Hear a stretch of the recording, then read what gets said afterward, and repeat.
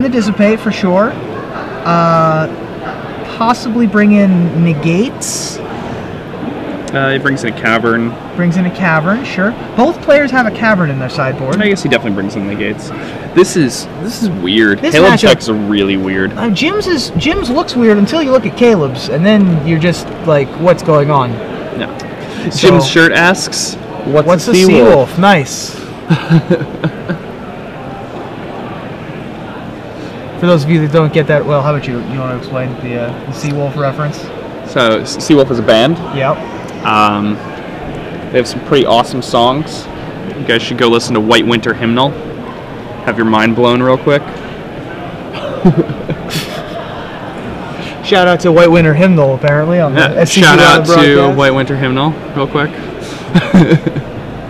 And interestingly enough, Caleb Durward looks like a member of Seawolf. Does he? Yes. They are all also bearded. I see. Yes. It's all about the beards. I'm telling you, beard. I used to love having my beard, but you know, appearing on television, you gotta be a little respectable. I almost grew a news mustache. Like I thought about it. Oh, that would have been good. I really thought about it for the news inning. I really thought about growing a news mustache. See, I had a I mustache. decided to go clean shaven at first so they wouldn't immediately fire me. But now that I've been there for like a little bit, maybe I can grow the news mustache. Yeah, I had a mustache for like 3 days, but then I had to shave it because I just didn't like the person I was becoming. You know. You found yourself going to wine bars. Well, I was just acting in a general mustachioed fashion.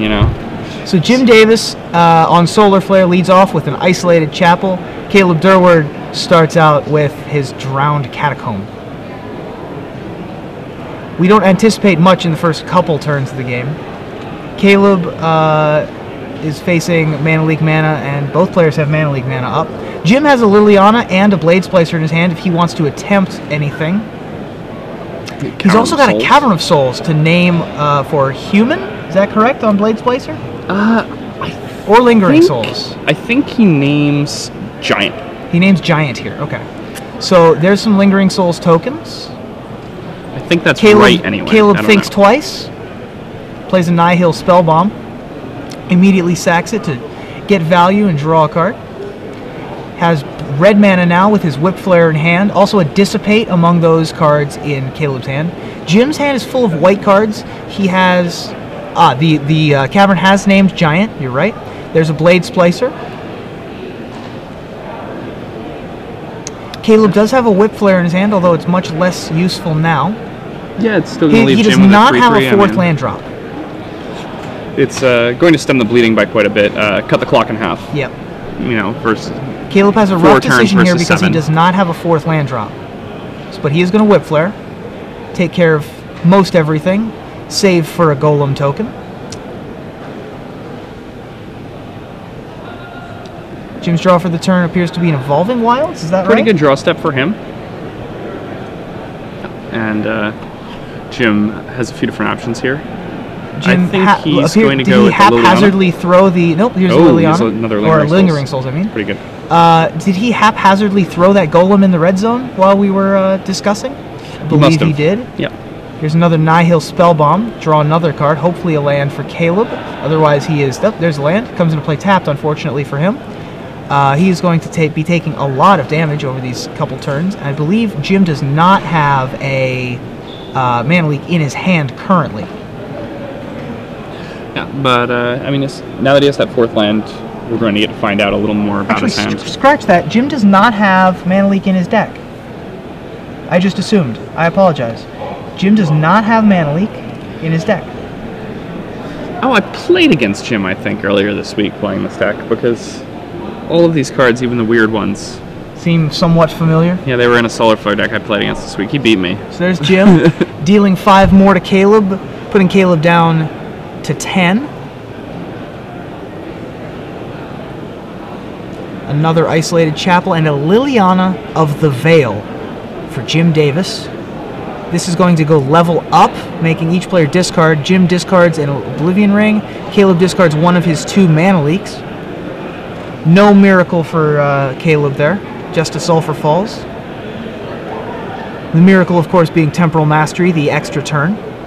He has one in his hand as well as a Consecrated Sphinx.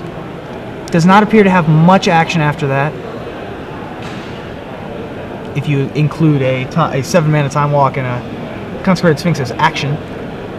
He has a Dissipate, he has a Mana Leak.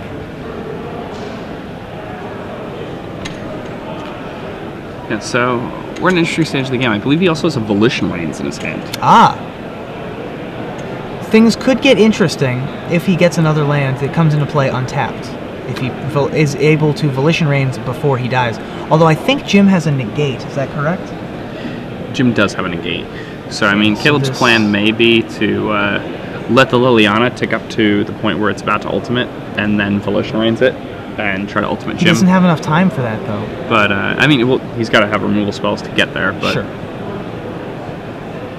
Jim has Oblivion Ring, negate, and something else in his hand. Jim in the driver's seat right now. I don't know what Caleb has that can sort of take care of this 3/3 Golem now that Caleb's at 5.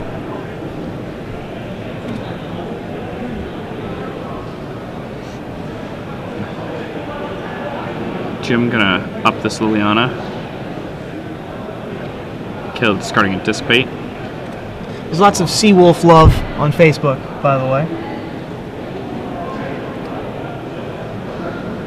I mean, Seawolf's awesome. I'll have to check him out. I have not heard.